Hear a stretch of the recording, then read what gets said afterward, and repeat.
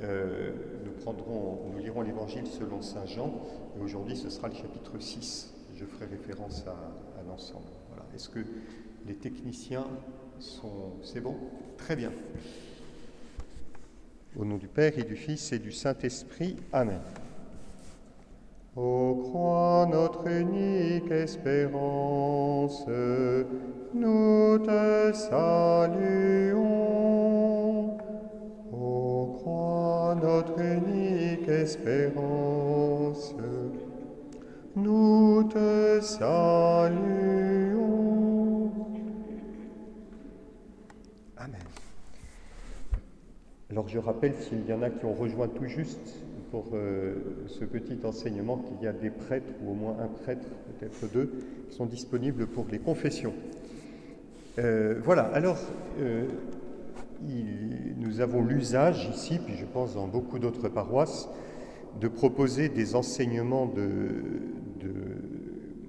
pour la Semaine Sainte, puisque les textes bibliques, les textes évangéliques sont d'une richesse assez exceptionnelle, et l'Église nous offre, à l'occasion de ce Triduum pascal, toute la richesse de notre foi. On peut dire que tout est contenu dans le mystère pascal, et c'est inépuisable. Pour la petite histoire, voilà, au fur et à mesure des années, j'ai choisi différents thèmes d'enseignement, et il y a 6 différents, et je me rends compte que chacun de ces thèmes pourrait en ouvrir encore beaucoup d'autres. On est obligé de se limiter, mais pour dire que c'est vraiment tout à fait infini, hein, c'est vraiment... il y a une telle richesse que ça vaut le coup d'essayer de saisir cette occasion. Alors, je vous propose un enseignement ce matin et un ce soir, pareil pour le vendredi matin, vendredi soir, et samedi matin, samedi soir. Cette année, je vous propose la lecture de l'Évangile selon saint Jean, méditer la Passion à partir de l'Évangile selon saint Jean.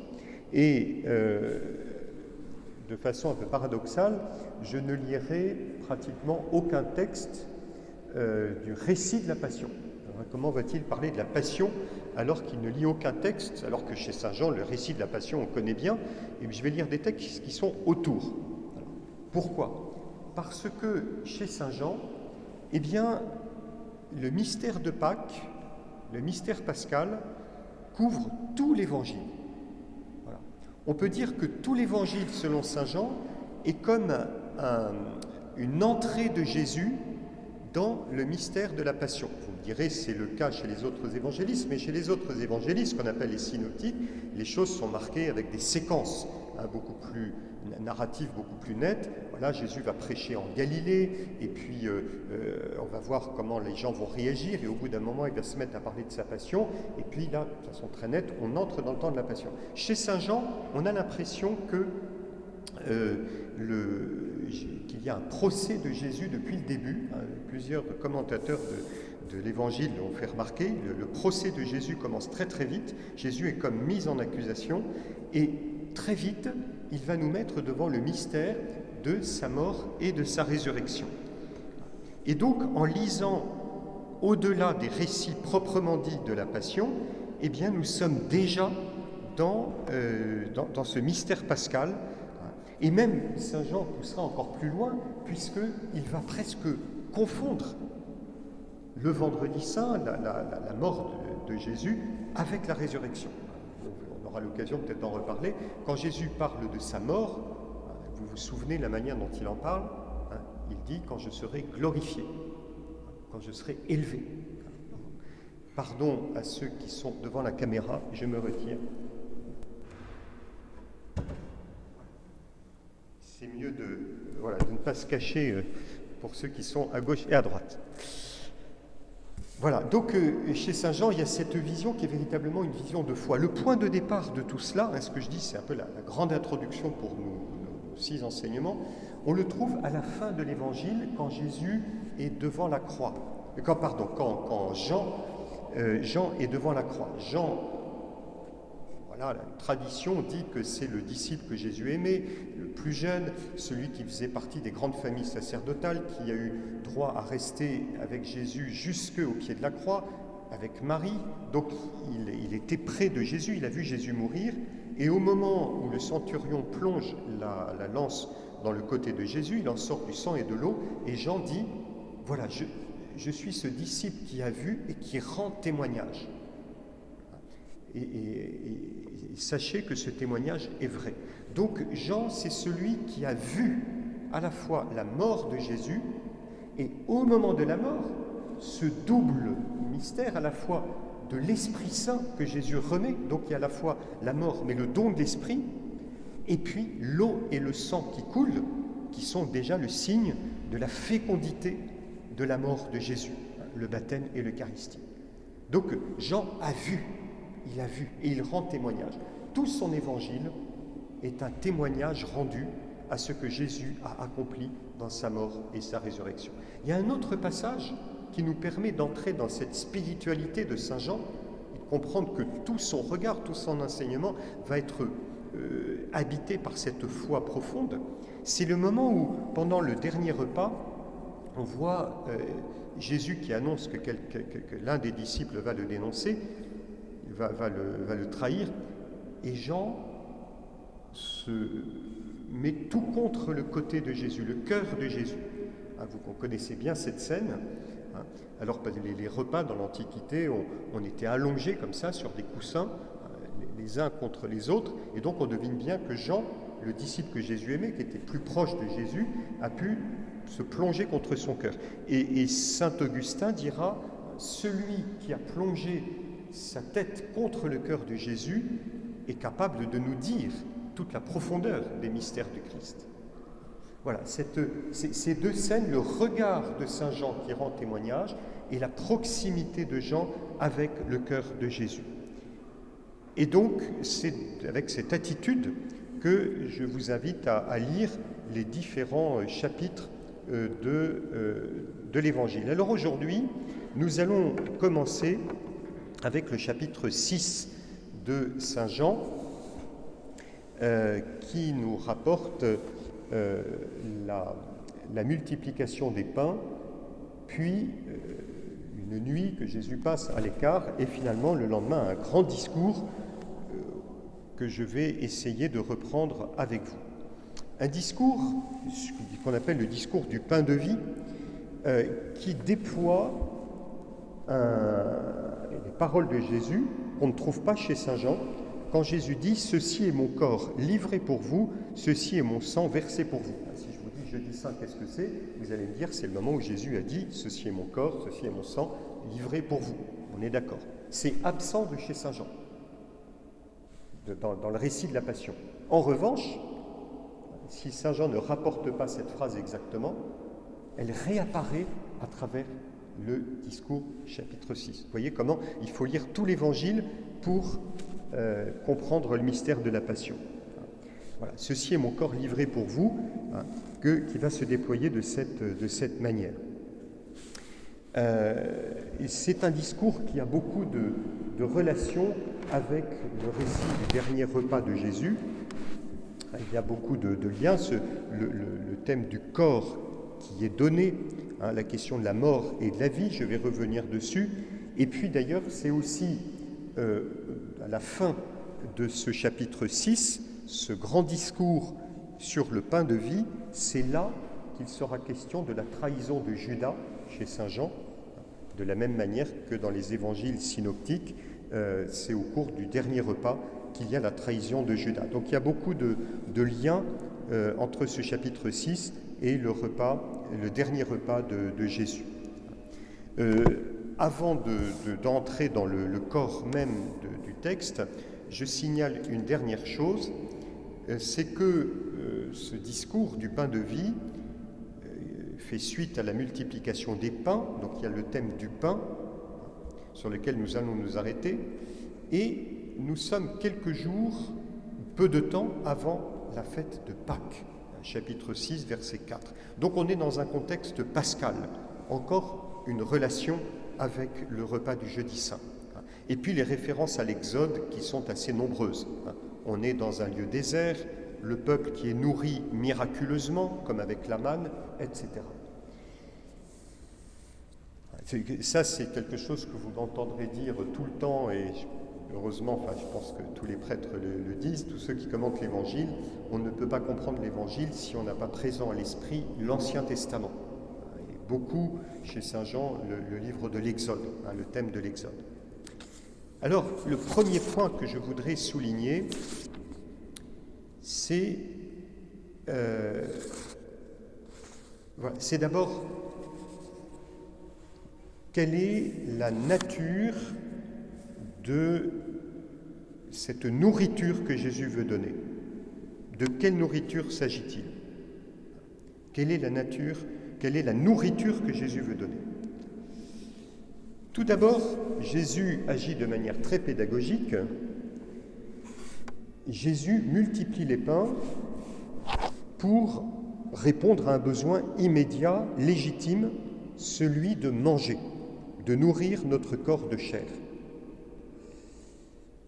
Je m'arrête dessus parce que c'est important et parce que nous risquerions, surtout en lisant l'Évangile selon Saint Jean, nous risquerions de spiritualiser, de passer tout de suite à une signification pieuse, spirituelle, élevée, et je vais même un peu plus loin, immatérielle.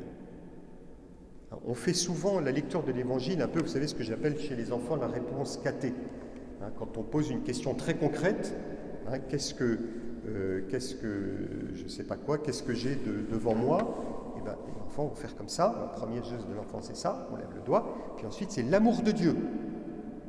Mais leur faire dire que j'ai une montre sous les yeux, ils auront beaucoup de mal.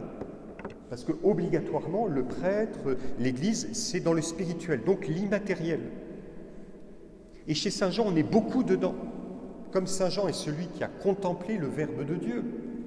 On dit Jean le théologien. Pour nous, la théologie, elle est nécessairement immatérielle, loin de l'histoire. On est très dualiste, un peu à la manière des Grecs de l'ancien, le plus tardif, des néoplatoniciens. Voilà, seuls comptent les réalités purement spirituelles. Or, Saint Jean, c'est l'évangéliste de l'incarnation. De l'incarnation. Jésus nourrit les foules concrètement. Mais Jésus, bien sûr, les conduira à aller plus loin. Mais Jésus a d'abord nourri des gens qui avaient faim. Et Jésus le dit, vous êtes heureux car vous avez été rassasiés. Et voyez, cette expérience très concrète est fondamentale pour nous. Parce que le sens spirituel sera ensuite beaucoup plus riche. Avoir faim, c'est le rappel de notre dépendance, de notre fragilité. C'est une expérience spirituelle. Je ne vais pas vous faire sortir des mouchoirs et jouer un petit peu la culture un peu compassionnelle qu'on a trop aujourd'hui, mais je ne vous cache pas que je suis toujours extrêmement bouleversé, comme vous d'ailleurs, sûrement, quand je vois des photos d'enfants qui meurent de faim et qui se nourrissent quelquefois, comme ils le peuvent, avec la main, voilà. Et on se dit, mais fragilité, quelle est la fragilité de notre condition humaine, où des gens n'ont pas à manger. Nous sommes dépendants, nous sommes fragiles. Je ne dis pas ça parce que le but, c'est de dire, il faut que les gens se nourrissent. Évidemment, le but, c'est le ciel. Mais ça passe par l'expérience de cette réalité du corps. Le corps est fragile, il est soumis au vieillissement, à la souffrance, à la maladie. Je me souviens d'un confrère prêtre qui m'avait dit « Tu verras, quand tu atteindras les 50 ans, c'est le moment où tu auras plein de problèmes, tu iras chez le médecin tout le temps. » Alors ça va, je n'y vais pas tout le temps, mais voilà, il y a des médecins. 60, je peux vous dire qu'on sent progressivement, quand même dès 50 ans, que c'est plus pareil. D'ailleurs, ça commence comme les jeunes aumôniers de collège, lycée. On arrive, on fait le séminaire, on est fringant, on est au maximum de ses capacités sportives. On est heureux, on est nommé aumônier de collège. On va jouer au foot, et puis vous avez des garçons de 14-15 ans qui vont bien vous montrer qu'à 30 ans, vous êtes déjà un vieux et que c'est plus la peine d'essayer de les suivre. Désolé, Charles, et tu vas voir. Et pourtant, tu as encore de la marge. Tu as encore de la marge. Voilà. La fragilité du corps, nous en faisons l'expérience, et c'est une expérience spirituelle. La fragilité de notre condition.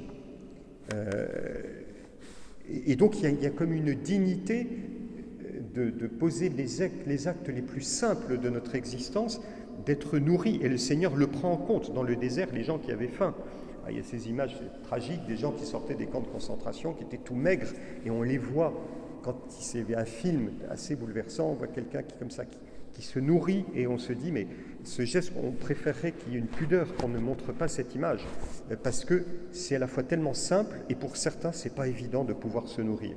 Ouais.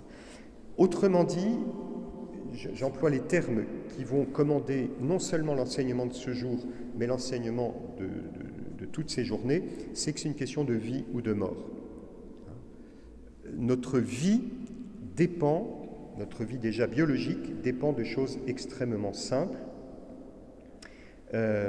combien plus notre vie spirituelle. Voilà, prendre en compte de l'importance de la nourriture, c'est pourquoi d'ailleurs nous devons être reconnaissants envers Dieu quand nous nourrissons notre propre corps. C'est pourquoi on dit le bénédicité avant les repas. C'est une signification très très belle, c'est que même notre nourriture la plus saine, ce qui pour nous va de soi, en fait ça ne va pas de soi, c'est un don de Dieu qui veut que nous ayons la vie, qui veut que nous ayons cette dignité. Voilà, il y a quelque chose de grand et de noble. C'est pour ça aussi qu'on essaye de donner une certaine allure à nos repas quand on est ensemble. Je vois qu'on a parmi nous les responsables d'Alpha. Alpha, ça se passe autour d'un repas et c'est d'une profonde signification biblique. Prendre un repas dans l'action de grâce, comme dit les Actes des Apôtres, ils prenaient toute nourriture dans l'action de grâce, c'est déjà un acte de foi, c'est reconnaître que Dieu est notre Créateur et que nous avons besoin de lui pour vivre. Ça me semblait très important pour comprendre que c'est au niveau le plus fondamental que nous faisons l'expérience que notre vie est fragile et qu'elle a besoin de ne pas se construire seule. Nous avons besoin d'un autre qui est Dieu, qui est notre Créateur, qui nous donne ce dont nous avons besoin. L'expérience de cette fragilité est une expérience spirituelle. En général, ceux qui ont connu la maladie le savent, et la souffrance, combien c'est un lieu qui nous bouleverse profondément dans notre humanité. Alors évidemment, Jésus dit, vous avez été nourris, vous en êtes contents, mais recherchez les nourritures du ciel. Ne vous contentez pas des nourritures qui vous font plaisir, et c'est un peu l'erreur de ceux qui se disent « merveilleux, Jésus a nourri les pains », c'est le thème du messianisme, l'ambiguïté du messianisme. À ce moment-là, les foules disent « on va faire de Jésus un roi », et vous vous souvenez de la réaction de Jésus à ce moment-là, qu'est-ce qu'il fait? Il s'enfuit, voilà. Il se cache, il va dans la montagne, ils n'ont rien compris. Bien sûr, je les ai nourris parce qu'ils avaient faim, mais c'était le rappel de l'Exode. C'était le rappel du signe. Je reviendrai sur le thème du signe tout à l'heure.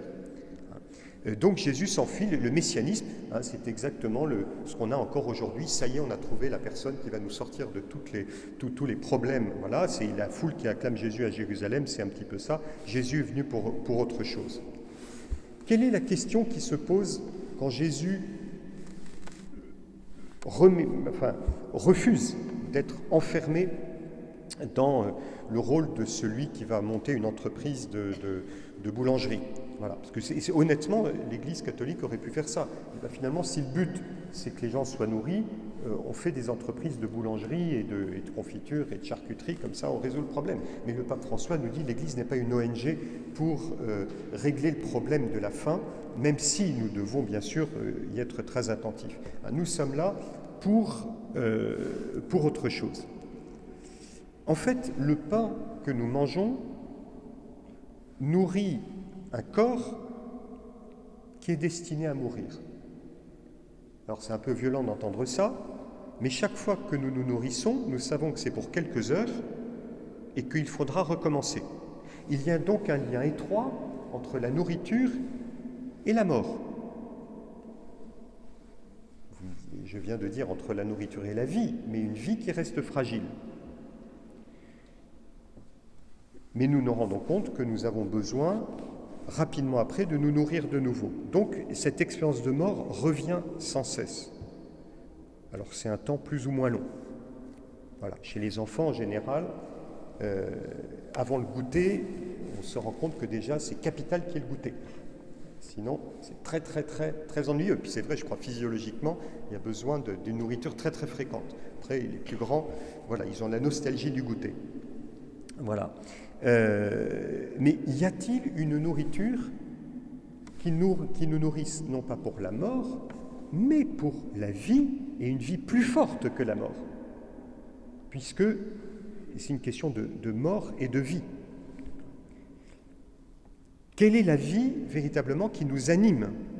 Est-ce que nous vivons dans ce monde en essayant de gagner le plus de temps avec tous les moyens matériels, ou humains, ou psychologiques, ou affectifs?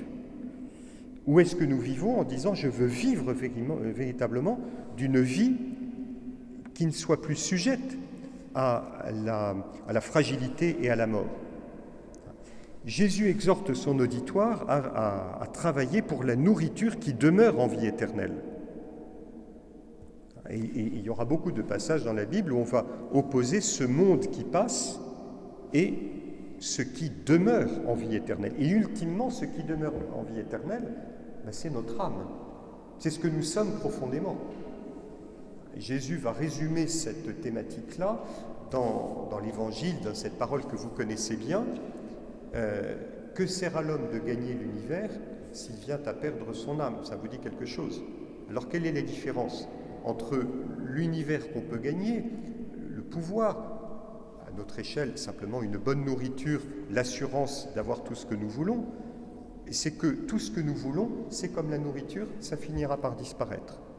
Notre âme demeurera toujours, toujours, elle subsistera.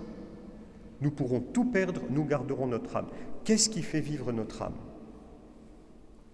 Se poser la question de ce qui fait vivre notre âme. C'est un vieux thème qu'on associe souvent à une spiritualité désuète du XIXe siècle, quand on parlait du salut de son âme, penser à sauver son âme. Alors, évidemment, il y avait quelque chose peut-être un peu individualiste, une sorte d'inquiétude, mais n'empêche que par derrière, il y avait une question qui était profondément vraie. Qu'est-ce qui me nourrit profondément et qui me permet de subsister au-delà des aléas de la vie et de ce mystère de mort qui fait son œuvre en moi? Eh bien, Jésus demande de travailler pour une nourriture qui ne va pas vers la mort, mais vers la vie. Et cette nourriture, c'est son propre corps, qu'il va donner en nourriture.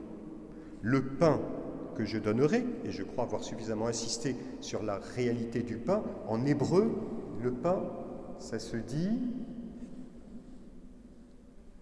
Bravo, on voit quand j'ai des hébraïsants, des biblistes autour de moi, lechem.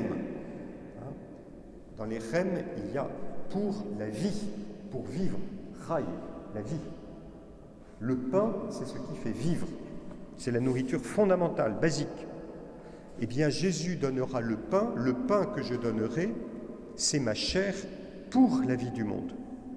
Pour la vie du monde. Alors, je m'arrête quelques instants sur ce que Jésus dit à propos de sa chair. Dans la chair, il y a, bien sûr, la réalité biologique du corps. Mais chez Saint Jean, la chair va avoir quelque chose, une signification beaucoup plus forte. C'est l'humanité de Jésus, c'est le corps de Jésus, et à travers le corps, c'est l'intensité de son engagement. Jésus qui est présent au milieu de nous. Il ne suffit pas de parler de la réalité biologique. Il peut y avoir un cadavre devant nous, le cadavre est inerte. Quand Saint Jean dit que le Verbe s'est fait chair, il ne veut pas dire Dieu est entré dans un corps qu'il a animé.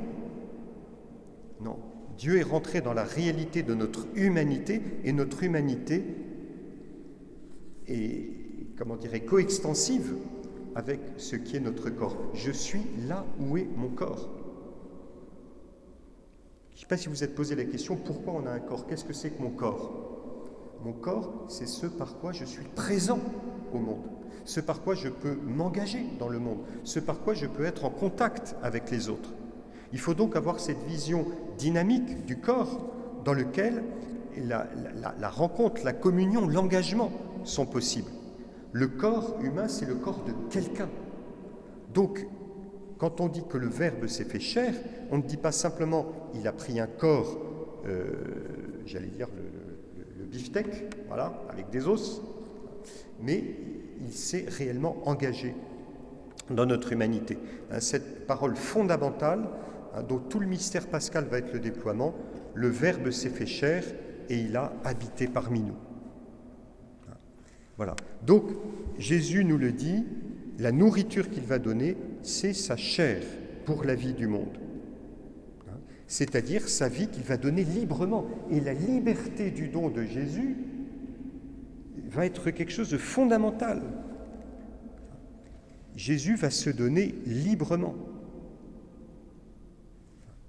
pour que nous ayons la vie. Là, je m'arrête sur un autre point. Vous voyez, quand on dit Jésus va être conduit sur la mort, sur la croix, ben il est passif, on peut dire. Le pauvre, on va le ligoter, on va le conduire. Saint Jean donne ce détail, on ligote Jésus, on le trouve aussi dans les autres évangiles, et puis on peut dire qu'il est passif. Mais vous savez bien que chez Saint Jean, Jésus a insisté sur le fait que c'est librement qu'il allait se donner avant sa passion. Au moment où vous me verrez passif, où vous verrez qu'on me conduira, en réalité, ma vie, nul ne la prend, mais c'est moi qui la donne. Ma vie, j'ai le pouvoir de la donner et de la reprendre. Donc personne n'a vécu cet engagement aussi intensément que Jésus. Il s'est donné totalement, librement. Il y a une intensité de la présence de Jésus. À tel point que, même dans ce corps inerte de l'Eucharistie, il n'y a rien de plus simple qu'un morceau de pain. En réalité, il y a l'intensité de la présence. À un extrême, il y a l'objet matériel qui est là, mais il n'y a aucune intensité de présence. Ceci est une table. Si la table disparaît, on l'oubliera, il n'y aura plus rien. À l'autre extrême, il y a la personne humaine qui est là, qui se donne intensément et qui va le manifester dans son corps. Voilà. Eh bien, cela vaut de façon encore plus forte pour le Seigneur Jésus, qui, dans toute sa liberté, dans tout son amour, veut se rendre présent à travers son corps. Voilà. Ma chair est une vraie nourriture et mon sang une vraie boisson. Je dis ça parce que il y a la réalité physique. On voit le corps du Christ, vous verrez, les hosties blanches, quand on communie, on se dit, tiens, voilà, c'est un morceau de pain qui a telle caractéristique, un petit rond blanc, voilà, ça a le goût de blé ou je ne sais pas quoi. Mais il n'y a pas que ça. Il y a la réalité du don de Jésus. Et c'est ça qui nous donne la vie. Le corps du Christ, ce n'est pas quelque chose de magique. Je prends une hostie et je vais toucher et ça va faire... Non. C'est dans la foi, j'accueille ce don de Jésus. Si vous ne mangez pas la chair du Fils de l'homme, vous n'aurez pas la vie en vous. C'est en communiant au corps de Jésus, eh bien, que je reçois cette vie, non plus sujette à la mort, mais la vie éternelle. Voilà. Alors, tout cela peut paraître un peu compliqué, j'espère pas trop, mais c'est fondamental de comprendre comment tout se joue dans la réalité du corps de Jésus qui s'est rendu présent dans notre humanité et qui, par là, a traduit toute l'intensité du don de lui-même, de cette action dans laquelle il vient nous sauver, pour que nous n'allions plus vers la mort, mais vers la vie, et que cette vie nous soit donnée véritablement. C'est ça qui va se passer dans le mystère pascal, parce que finalement, dans l'Eucharistie, c'est la mort et la résurrection de Jésus qui va véritablement se donner lui-même. Mon corps donné pour vous. Ça va passer par la croix, ça va passer par cette manière que Jésus a de se livrer lui-même. Voilà. Alors, je vais aborder un deuxième point beaucoup plus rapide sur le sacrement lui-même, puisque aujourd'hui nous rappelons l'institution de l'Eucharistie. Chez Saint Jean, voilà, donc là je vais parler de la communion à Jésus, notre communion à Jésus. Chez Saint Jean, il y a un terme, comme j'ai des bons lecteurs de l'Écriture autour de moi qui connaissent bien, Saint Jean, il y a des miracles, mais Jean ne parle pas de miracles. Jean emploie un autre terme, et quel est le terme que Jean emploie pour parler des miracles? C'est celui de signe, tout le monde le sait. Voilà, cela est connu. Alors le terme de signe, c'est très intéressant parce que chez les premiers auteurs chrétiens, quelqu'un comme Origène par exemple, le terme de signe va être compris exactement dans le même sens que celui de sacrement. Dans le sacrement, il y a un signe visible, extérieur, physique, qui est porteur d'une réalité spirituelle qui nous ramène au Christ.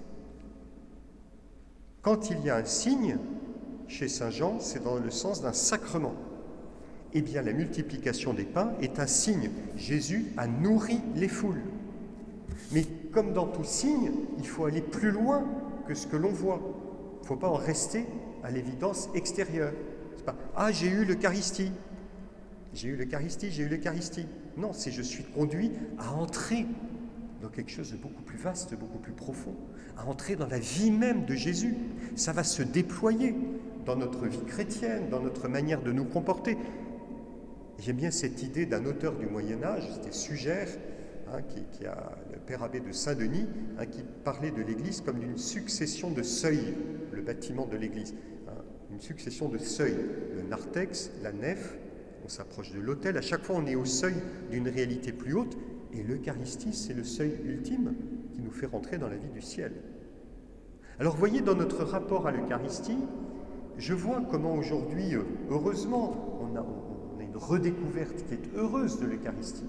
On demande l'adoration, on demande, on va communier depuis un siècle, le pape Saint Pie X qui avait recommandé la communion fréquente, Sainte Thérèse de l'Enfant Jésus qui avait demandé qu'on communie fréquemment. Tout cela est très heureux et c'est une des grâces que l'Église nous fait. Mais on s'y habitue tellement qu'on ne peut pas imaginer autre chose que d'avoir son petit Jésus présent dans l'Eucharistie à portée de main. J'ai mon Jésus, j'ai mon Eucharistie, et avec ça, je peux tout faire. Alors non, non et non. En fait, c'est une erreur. Parce que cette Eucharistie, c'est le don de Jésus totalement gratuit, dans lequel Jésus lui-même se donne d'une manière, j'allais dire, imméritée. Et c'est pourquoi, d'ailleurs, dans l'exposition du Saint-Sacrement, il y a tout un cadre liturgique qui est très précis, qui nous rappelle que, attention, c'est pas n'importe comment. Et je reconnais que même nous, les prêtres, on aime beaucoup l'adoration du Saint-Sacrement. Voilà. Bon, c'est arrêté, je parlerai plus fort. Ou il n'y a peut-être plus de batterie, il n'y a plus de pile. Voilà.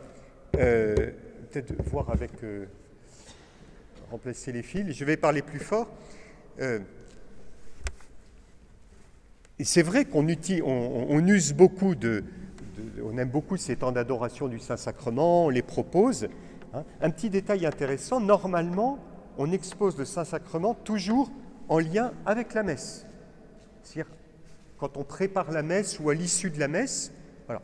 Je reconnais qu'à Sainte-Anne, je me suis dit, le vendredi soir, c'est vrai qu'il n'y a pas de messe le vendredi soir, on va exposer le Saint-Sacrement parce qu'il faut qu'on ait un temps où le maximum de personnes puissent venir. Mais voyez, ça devient tellement habituel que dès qu'il y a un rendez-vous de prière, dès qu'il y a ceci, cela, paf, on sort le petit Jésus. Mais pardonnez-moi, je suis un peu ironique et peut-être un peu excessif, mais impression de prendre le petit Jésus presque par la laisse en disant « Allez, on te sort, puis après on te rentre. » Comme ça, on peut Voilà, on a notre prière. Mais Jésus nous dit « Attention, moi je suis le Seigneur. » Enfin, il ne le dit pas parce qu'il est dans l'humilité, mais il est le Seigneur. Alors, il faut peut-être réapprendre aussi la prière d'oraison qui est plus austère, où il n'y a pas l'adoration du Saint-Sacrement. Et je dis ça avec tout l'amour que j'ai, mais j'allais dire un amour assez grand pour me dire je ne peux pas en faire n'importe quoi. Je ne peux pas mettre Jésus au service de ma piété. Je ne peux pas mettre Jésus au service de quand je veux, comme je veux. Vous voyez ? C'est un signe, l'Eucharistie c'est un signe, c'est-à-dire à travers l'Eucharistie, à travers la contemplation de l'hostie, c'est tout le mystère de Pâques qui se déroule. Parce que, imaginons un petit peu, qu'est-ce qu'il y a derrière l'expression « mon corps livré pour vous ». On va dire, ça c'est le jeudi saint, Jésus donne son corps. C'est le jeudi saint, mais c'est aussi le vendredi saint. Jésus donne son corps le vendredi saint sur la croix en mourant. Et Jésus va encore donner son corps à l'Église par le don de l'Esprit Saint. Donc il y a quelque chose d'immense qui se passe derrière, un peu comme j'allais dire, l'Eucharistie, c'est la pointe d'une pyramide, mais il faut regarder au-delà de la pointe tout ce qui se déploie. Vous voyez ?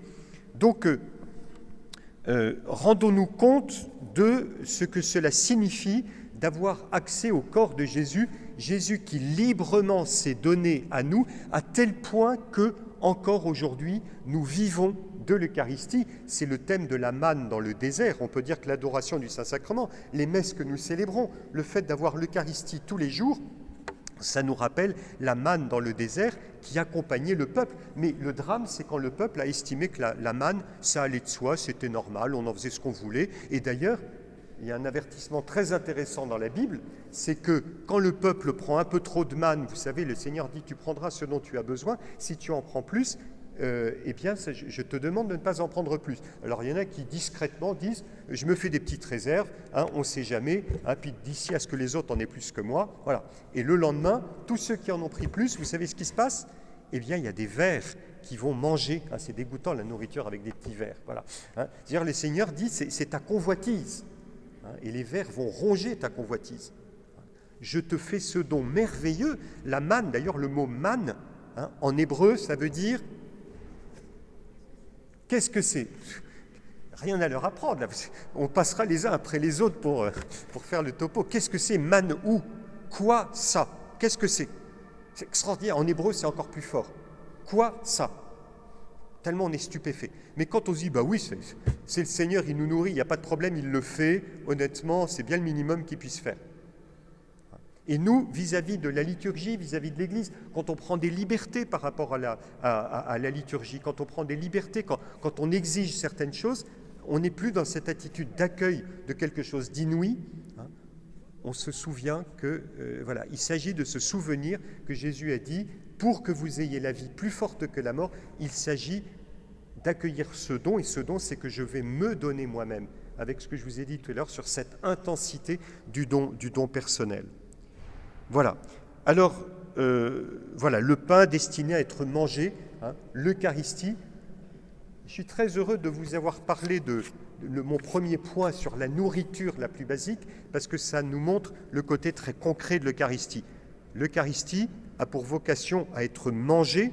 C'est pourquoi, dans l'adoration du Saint-Sacrement, on fait le lien avec la messe. Quelquefois, des gens qui venaient à l'adoration, mais jamais à la messe, ne se rendaient pas compte, ça nous arrivait plus d'une fois, de devoir dire « Ah bon, ce qu'on mange à la messe, c'est la même chose que ce qu'on a vu dans l'ostensoir ?» On dit « Ben oui. » Et si on va dans l'ostensoir, c'est pour prendre le temps d'admirer, de contempler, d'adorer, mais de nous préparer à cette communion. Vous voyez ? Voilà. Et donc, pour nous, si nous refaisons cet itinéraire de tout le triduum pascal, de suivre Jésus qui librement va se donner de manière totalement imméritée jusqu'à la mort de la croix, alors le point d'aboutissement de tous ces 3 jours de Pâques, ce sera quoi ? Ce sera la nuit de Pâques, ce sera ce qu'on appelle la communion pascale. Il faut revaloriser cette communion pascale. On a un peu oublié les commandements de l'Église, c'est pas trop à la mode, et pourtant l'Église, vous savez ce qu'on appelle les commandements de l'Église, alors il y a le fait de jeûner le mercredi des Cendres, le vendredi saint, il y a participer à la vie matérielle de l'Église, il y a, il y a la confession au moins une fois dans l'année, et on parle de la communion pascale. Il y a sanctifier le dimanche, et la communion pascale. Pourquoi spécialement la communion pascale ? Parce que c'est là que se résume tout le cœur de notre foi, et qu'on a refait l'itinéraire en lisant les évangiles, en vivant les jours saints. On a fait l'itinéraire de Jésus qui va jusqu'à la croix, qui va ressusciter. Tout cela est comme recueilli, condensé dans la célébration de la messe, et particulièrement la célébration de la messe de Pâques. Et là, on s'y est vraiment préparé, notamment par la confession. Quelquefois, il y en a, ils ne se sont pas confessés depuis 20 ans, 30 ans. Moi, ça m'est arrivé, je peux vous dire, c'était il y a longtemps, dans un autre lieu, un monsieur, c'était la guerre d'Algérie, quelque chose qu'il avait vécu très difficile, qu'il avait complètement bloqué. Et il m'a dit, j'ai vu à la télévision le pape qui était à genoux, et qui allait se confesser. Et je me suis dit, voilà, pourquoi moi je ne le fais pas, hein. Les guerres d'Algérie, c'est les années 55-60, hein. Voilà, c'était il n'y a pas si longtemps que ça. Ben, ce monsieur a franchi ce pas. Je lui ai dit, ben, écoutez, le Seigneur vous attendait, vous êtes venu, et voilà. Je crois qu'il y a de la joie dans le ciel. Et ben, pour chacun de nous, se dire, ça fait peut-être trop longtemps, ça fait jamais trop longtemps, hein, le fait de s'y mettre. Se préparer à cette communion pascale en disant, mais ce don inouï, merveilleux, où le Seigneur ne veut pas me tenir à distance. Il veut qu'il y ait cette proximité. Il veut que cette proximité. Mais au lieu de dire j'en suis pas digne, ben ça on le dit avant la messe, j'en suis pas digne, ouais, mais comme vous savez le mot du curé d'Ars, hein, qui parlait à un monsieur qui s'était pas confessé depuis longtemps puis qui communiait pas, le monsieur disait, vous savez, j'en suis pas digne, hein, vraiment l'Eucharistie, puis j'ai fait trop de péchés, j'en suis pas digne. Le curé d'Ars a dit, mais je sais bien que vous en êtes pas digne, le Seigneur aussi le sait bien que vous en êtes pas digne, mais vous en avez sacrément besoin. C'est une question de vie ou de mort spirituelle, voyez. Voilà. Alors la communion pascale, sommet de l'année liturgique, et nous ferons tout notre effort pour nous y préparer. Alors, conclusion, c'est l'épilogue, hein, du chapitre 6 de Saint Jean. Comme je vous l'ai dit, il y a beaucoup de rapports entre le chapitre 6 de Saint Jean et le récit de la Sainte Seine. Jésus donne son corps, Jésus est confronté au mystère de sa mort et de sa résurrection, hein, puisque la vie qu'il nous donne, c'est en se livrant jusqu'à la mort, mais c'est une vie de ressuscité, hein, la communion, on communie au corps du ressuscité. Eh bien, il y a aussi, hein, cet épisode douloureux de la trahison de Judas. La conclusion de ce discours où Jésus dit ma chair, hein, est une vraie nourriture, hein, si vous ne mangez pas la chair du Fils de l'homme, vous n'aurez pas la vie en vous. Donc les paroles de Jésus sont quand même assez claires. Hein, pour avoir la vie éternelle, il s'agit de communier au corps du Christ. Hein. Alors les gens, l'auditoire de Jésus, ils sont nombreux, ils disent « Allez, j'aime bien vous faire... Quelle est la réaction de la foule ? Et qu'est-ce qu'ils disent ? Ah, alors ça, c'est très beau. J'aime bien que ce soit vous qui posiez. Ça, c'est au début. C'est au début. Que devons-nous faire ? Alors, quelle est la réponse d'ailleurs ? Petite parenthèse, on fait une parenthèse. Que devons-nous faire pour travailler à l'œuvre de Dieu ? Ça, c'est une question pour nous. On aime bien. Qu'est-ce qu'il faut faire ? On aime bien. Qu'est-ce qu'il faut faire ? Il faut faire des trucs. Mon Père, dites-nous des trucs concrets à faire. Ça, on aime bien. Alors, quelle est la réponse de Jésus ? L'œuvre de Dieu, c'est que vous croyez en celui qui l'a envoyé. Voilà, c'est de croire. Et Jésus, j'aime bien ce côté toujours un peu rentre dedans de Jésus. Hein, il nous prend toujours un peu à brousse-poil. Seigneur, on est prêt, on va faire des trucs. Hein, et Jésus dit, votre œuvre, c'est de croire. C'est dur, c'est un dépouillement. On voudrait faire des choses, notre œuvre, c'est de croire. Voilà. Ça, c'est au début. C'est au début. Voilà, notre première œuvre, c'est de croire, c'est-à-dire d'accueillir le don de Dieu.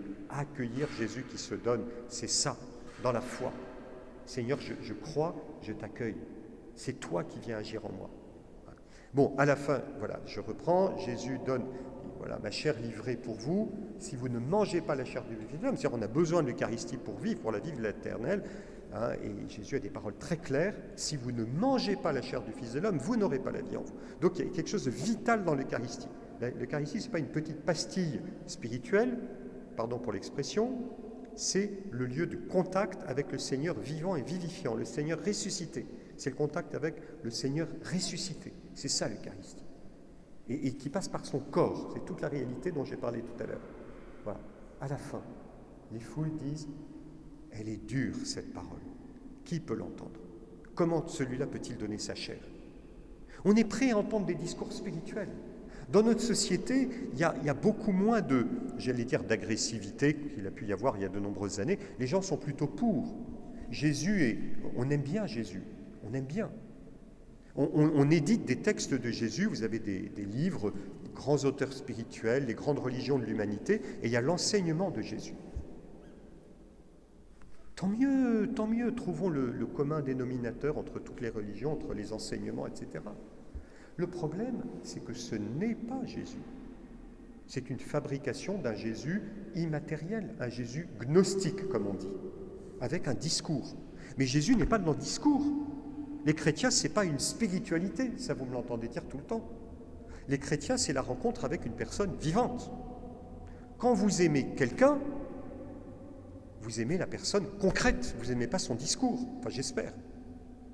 Les époux et les épouses, si monsieur dit à madame « j'aime ta spiritualité, j'aime tes discours, j'aime tes pensées, mais j'ai pas besoin que tu sois à côté de moi, si tu peux rester loin, ce serait mieux. » C'est horrible, c'était bien. Avant même qu'il y ait un discours, un époux et une épouse, on a besoin de se prendre par la main, même sans parler, même sans qu'il y ait de discours ou de spiritualité. On a besoin de se prendre par la main. C'est ça l'Eucharistie.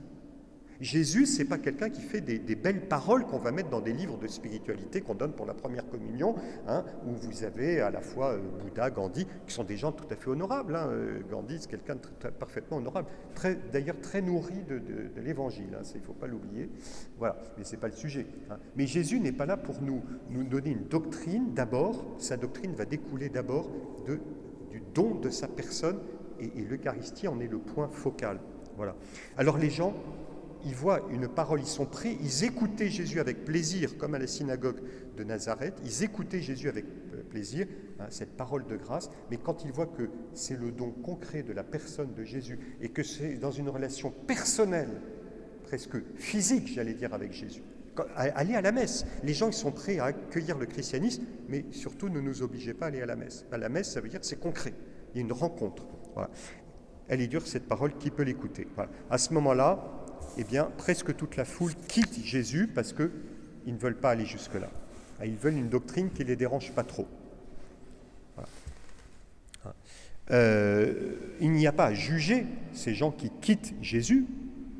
Qu'est-ce que nous aurions fait à leur place? Peut-être qu'on aurait fait comme eux. Ce qui est certain, c'est que nous voyons que l'Évangile, ce n'est pas une parole, une sagesse humaine, c'est une parole qui vient du ciel, très déconcertante. Voilà. Beaucoup décident de quitter Jésus. Ce qui est un peu le paradoxe, Jésus parle de partager sa vie, parle de communion, et c'est le moment où beaucoup le quittent. Vous voyez ce drame. Au moment où Jésus va parler de communier à sa vie, beaucoup vont le quitter. Je ne suis pas sûr que la pile fonctionne encore beaucoup. Voilà. De la même manière, Judas va quitter Jésus au moment où Jésus va faire avec lui un geste de communion, celui qui va prendre avec moi la bouchée dans le plat. Le geste de la communion. Jésus est dans une offre de communion. C'est ça le cœur du christianisme. Jésus qui veut nous faire entrer dans une communion. Et Judas va le quitter. De même que les foules, c'est la passion qui se profile. C'est un moment de crise, mais vous savez que crise, en grec, cela veut dire... alors, c'est un peu au-delà, mais c'est pas loin. Crisis, c'est un jugement, un discernement. À la fin du chapitre 9 de Saint Jean, il est dit, Jésus dit, je suis venu pour une crisis, un discernement, une remise en cause. Voilà. Donc, vivre de la vie du Seigneur, il ne faut pas avoir peur de cette crise. Des gens qui s'en vont, eh bien au moins, ils ont peut-être franchi un pas dans leur vie spirituelle parce qu'ils se mettent en vérité. Et nous aussi, vis-à-vis du Seigneur, dit Seigneur, quel est mon engagement vis-à-vis de toi? Comme je disais, la première question, c'est quelle est la vie que je désire? Mais toi, qu'est-ce qui fait que je reste attaché à toi? Vous voyez, c'est vraiment une question que je vous pose pendant je conclus, pendant ce triduum pascal, cet évangile, on voit Jésus se donner à nous de la manière la plus concrète, et nous, est-ce que nous sommes prêts à le suivre? Est-ce que nous nous rendons compte que ça demande un engagement très concret? Quelle est la fidélité que j'ai avec toi? C'est Jésus qui nous pose la question de ce triduum, la question de l'enseignement spirituel. S'il y a une seule chose dont vous pouvez vous souvenir, c'est cette parole un peu dure de Jésus. Voulez-vous partir, vous aussi? Alors bien sûr, vous ferez, mais non, je ne veux pas partir. Il dit, mais au fond de moi, pour quelle raison je veux rester avec Jésus? Qu'est-ce qui fait que je veux aller jusqu'au bout avec lui? Il est bon de nous reposer la question à neuf. Alors, bien sûr, il y a Pierre qui a cette réponse magnifique, la plus belle, mais elle vient du fond de son cœur. À qui irions-nous, Seigneur? Tu as les paroles de la vie éternelle. Voilà. Ben, voyez, hein, la nuit de Pâques, nous serons amenés à faire notre profession de foi comme Saint Pierre. À qui irions-nous, Seigneur? Tu as les paroles de la vie éternelle. Voilà. Alors, c'est un enseignement. Maintenant, si on est entre nous, voilà, un peu, une paroisse, c'est une famille, donc on n'est pas dans un cadre trop conventionnel. S'il y en a qui veulent faire une remarque, où il y a quelque chose qui n'était pas clair, où il y a une question, quelque chose à ajouter, n'hésitez pas. Sinon, on termine.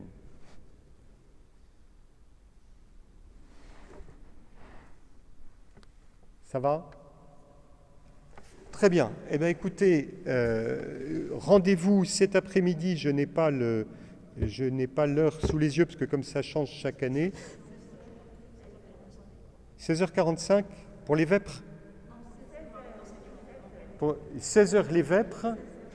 16h les vêpres. Alors dans ce cas-là, c'est 16h15 l'enseignement. Oui, c'est ça. Ça doit être, c'est ça. 16h les vêpres, 16h15 l'enseignement. Voilà. Eh bien, confions cette journée de prière, de méditation de l'Évangile à la Vierge Marie. Je vous salue Marie, pleine de grâce. Le Seigneur est avec vous. Vous êtes bénie entre toutes les femmes, et Jésus, le fruit de vos entrailles, est béni. Sainte Marie, Mère de Dieu, priez pour nous pauvres pécheurs, maintenant et à l'heure de notre mort. Amen. Au nom du Père et du Fils et du Saint-Esprit. Amen.